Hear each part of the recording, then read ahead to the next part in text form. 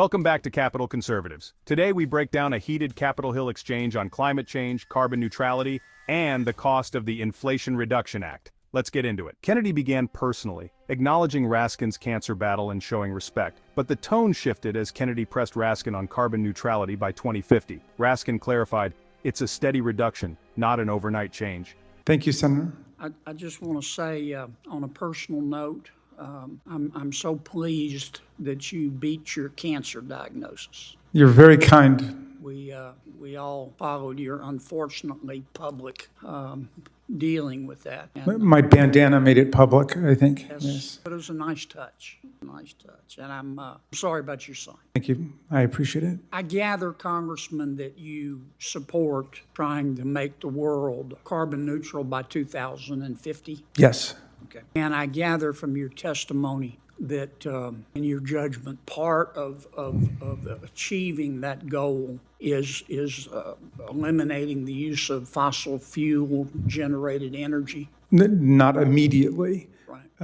But there are staged reductions that would be required in order for us to meet that goal. And I don't think it requires the absolute elimination of all carbon fuels, but I think something like a steady 4% per year reduction.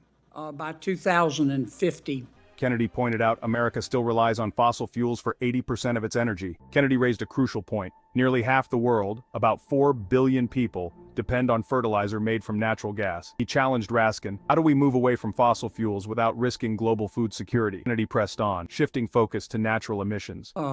how much do we need to eliminate? Well, what the scientists are telling us is that we in order to avert the most extreme calamities, we need to limit the global warming to 1.5 degrees Celsius. But here's what I'm getting at. Right now, America relies on fossil fuels for 80% of its energy. By 2050, what percentage do you think that should be in order for us to become carbon neutral? I better not opine on that because I don't know, but I will tell you this, and I see where you're going.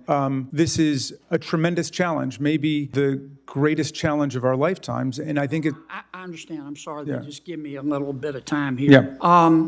Are you?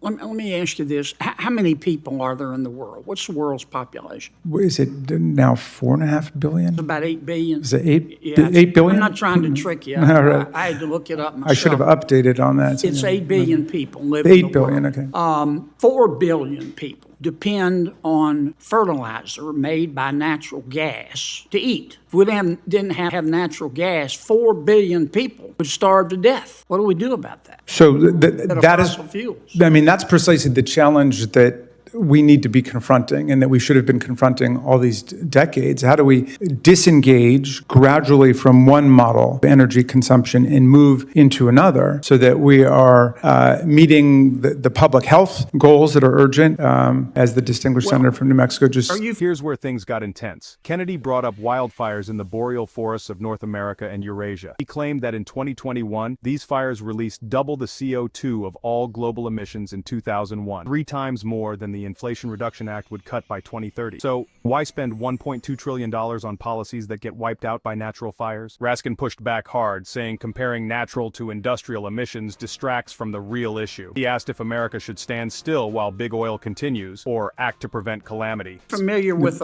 what's called a boreal forest? No, only in those forests in the northernmost part of the world, just below the Arctic, in North America, in Eurasia. There are millions of acres burned there naturally every year. The fires are less today than they were 150 years ago, but obviously forest fires produce carbon. And I was reading a study this weekend. I want to get my facts straight here. They said the carbon released by these naturally occurring forest fires in the boreal forests, nobody lives there. Let's see.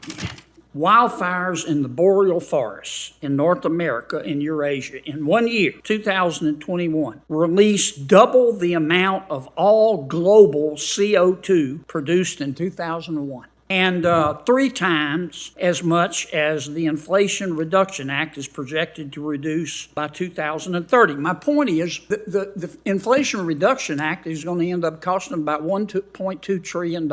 Presumably, there are estimates about how much carbon it will reduce by 2030. American people are going to spend a lot of money, $1.2 trillion.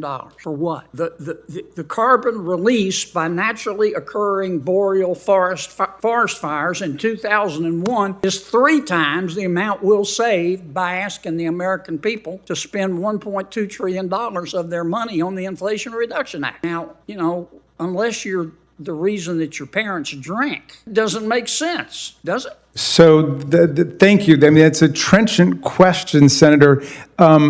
I've heard these comparisons before between natural greenhouse gas emissions, which are obviously a product of forestry and agriculture and the agricultural revolution, and what we contribute through industrial greenhouse gas emissions. But I think it's a bit of a distraction from the real issue because we take for granted. These are peer-reviewed studies, Congressman. Oh no, but the peer-reviewed studies show exist. I promise you. Oh, no, but I'm not doubting the science for 1 minute. I'm saying let's take the science for granted. Let's take nature for granted.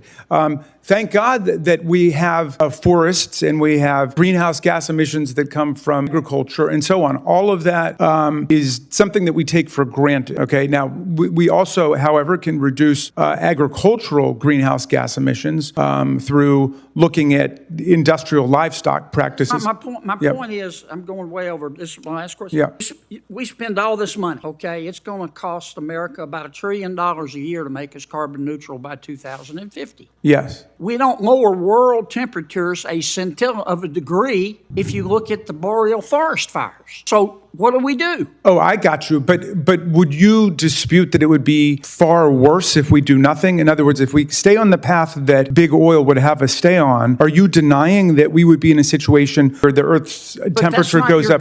That's not your goal in trying to make us carbon neutral. Is to be it's a zero-sum game. Your goal is not to make it better.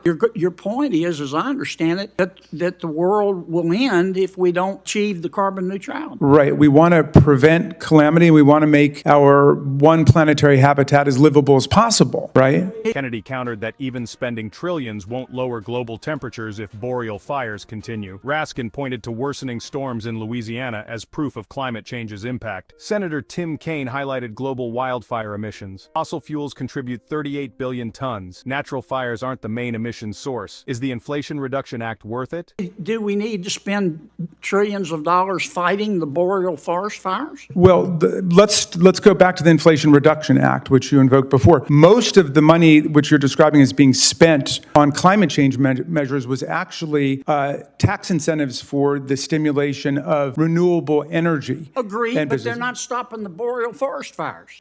I mean, we spend all this money and we reduce carbon, and the boreal forest fires just spit out 3 times the amount of carbon. All right, do you? What's the point? I would love to read a peer-reviewed study on that. I mean, if we need a boreal forest. Economist magazine, they talk about it all the time. All right, but I will check that out. But I mean, is the suggestion that we need a boreal forest fire department? I'm asking you. I mean, well, what y'all's position is, I get it. Nobody's perfect.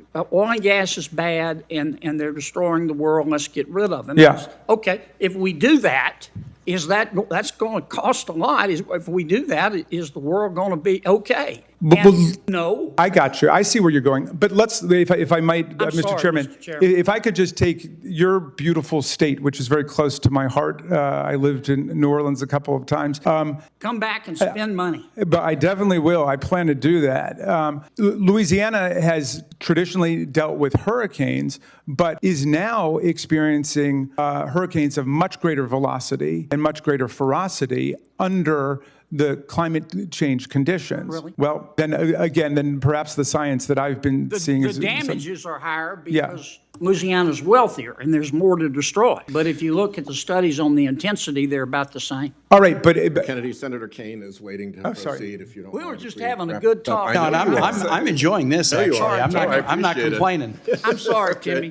I'm sorry. Thank you, Congressman. thank you, Senator. Just for the record, my research while Senator Kennedy was speaking is that the total wildfire emissions are 1.8 billion tons of CO2 compared to 38 billion tons from fossil and industry. So we may have a dispute over the facts here. But with that, let me turn it over to Senator Kaine. The clash between Senator Kennedy and Congressman Raskin shows the deep divide over climate policy and spending. Kennedy questioned costs and food security, while Raskin called climate change an urgent crisis. Is the U.S. wasting trillions, or is inaction the real danger? Let us know in the comments. Like, share, and subscribe for more deep dives from Capital Conservative.